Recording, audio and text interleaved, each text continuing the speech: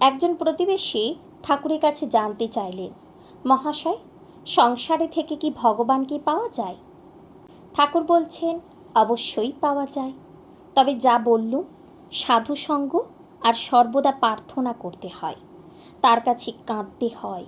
মনের ময়লাগুলো ধুয়ে গেলে তাঁর দর্শন হয়। মনটি যেন মাটি মাখানো লোহার ছুঁচ, ঈশ্বর চুম্বক পাথর। মাটি না গেলে চুম্বক পাথরের সঙ্গে যোগ হয় না। কাঁদতে কাঁদতে ছুঁচের মাটি ধুয়ে যায়। ছুঁচের মাটি অর্থাৎ কাম, ক্রোধ, লোভ, পাপ বুদ্ধি, বিষয় বুদ্ধি। মাটি ধুয়ে গেলেই ছুঁচকে চুম্বক পাথরে টেনে লবে, অর্থাৎ ঈশ্বর দর্শন হবে। চিত্তশুদ্ধি হলে তবেই তাকে লাভ হয়। জ্বর হয়েছে, দেহেতে রস অনেক রয়েছে, তাতে কুইনাইনে কি কাজ হবে? সংসারে হবে না কেন? ওই সাধু সঙ্গ, কেঁদে কেঁদে প্রার্থনা, মাঝে মাঝে নির্জনে বাস, একটু বেড়া না দিলে ফুটপাতের চারা গাছ ছাগল গরুতে খেয়ে ফেলে। প্রতিবেশী বলছেন, যারা সংসারে আছে তাহলে তাদেরও হবে?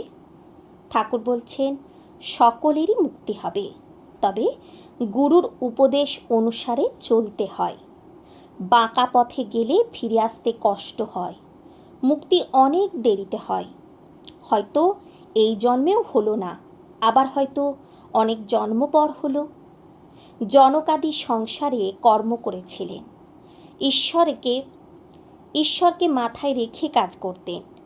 নৃত্যকী যেমন মাথায় বাসন করে নাচে, আর পশ্চিমের মেয়েদের দেখো নাই, মাথায় জলের ঘড়া, হাসতে হাসতে কথা কইতে কইতে যাচ্ছে।